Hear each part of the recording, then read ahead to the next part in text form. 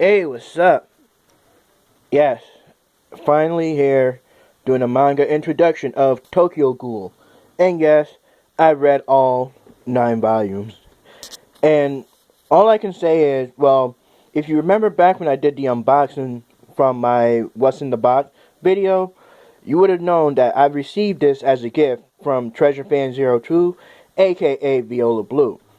Now, I admitted in that video that yeah, I have watched Tokyo Ghoul the anime, but I only watched the first season. I never watched the second season, and even as of current, I still haven't watched the second season because I've been pretty much, as you can see, been reading, and this is a very enjoyable read. As a matter of fact, if you've seen the anime Tokyo Ghoul, all I can say is, by comparison between the two, they follow the rendition of each other perfectly. The only thing that's different is, obviously, in this manga format, you don't really hear the character voices, and there's not really any motion.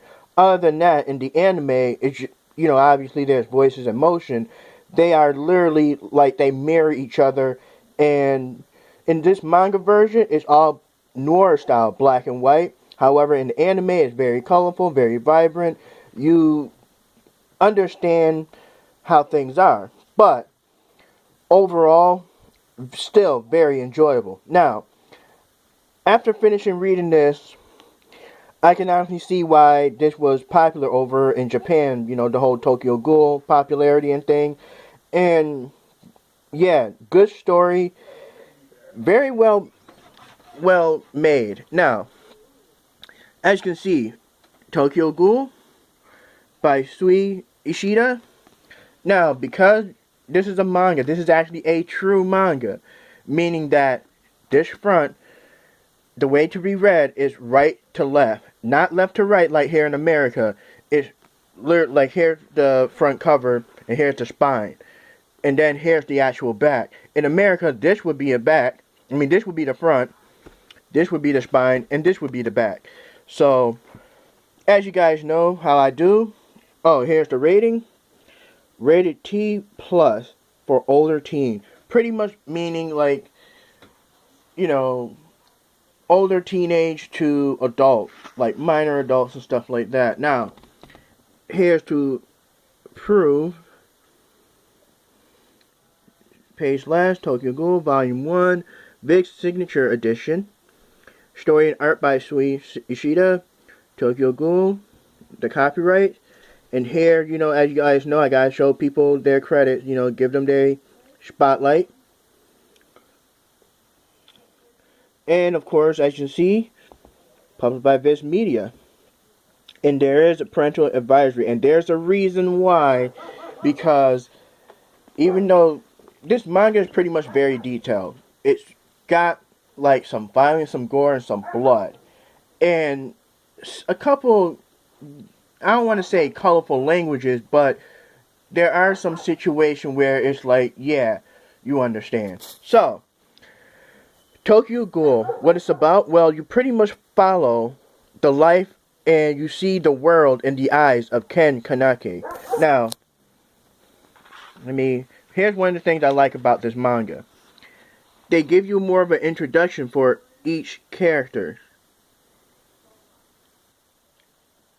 And not only that, but at the end of each manga, they give you a little snippet of, side characters or unknown, think of it like NPCs that either died or a weird situation happened. They don't do it consistently, and they do it also in the anime too, where they show what happened to that supposed NPC or that random side character day before that situation happened, which is very good. I enjoy that immensely.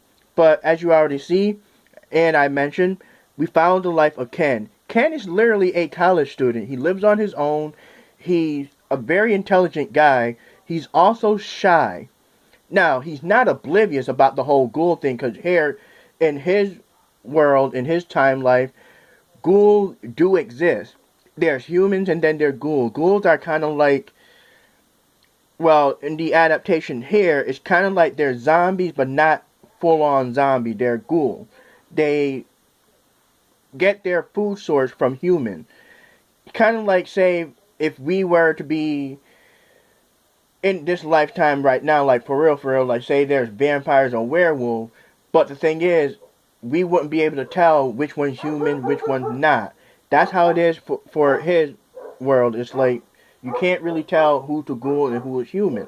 But even though he is aware about ghouls, in a way he's kind of ignorant to, because he's so comfortable in his lifestyle as a human guy, of not being having to really worry about ghouls attacking his city, not being really worried or aware that he could be the next target. He's very, you know, I don't want to say he's an introvert. In a way he is, but he's a very caring person. He really do care about people that he surround himself with, like his best friend and certain people that he do end up meeting.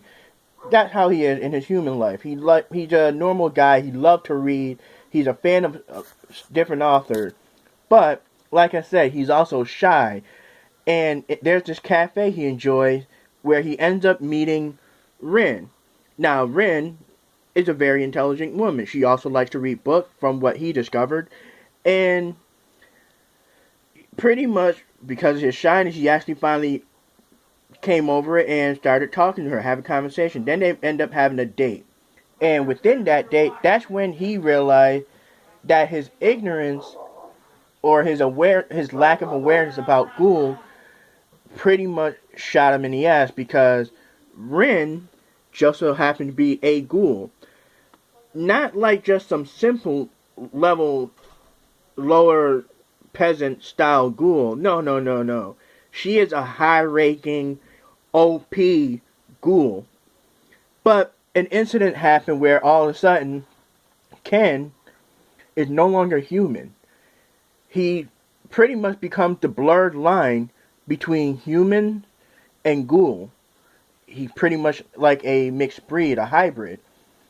And from there, you sort of see his struggles as to not only trying to stay human, trying to prove to himself that he is human, but see him trying to adapt the new lifestyle against his will, in a way, to pretty much live life as a ghoul.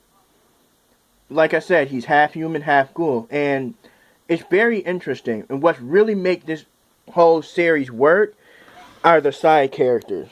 As you see, all these people, including Ken, the side characters really make this manga very fun and interesting.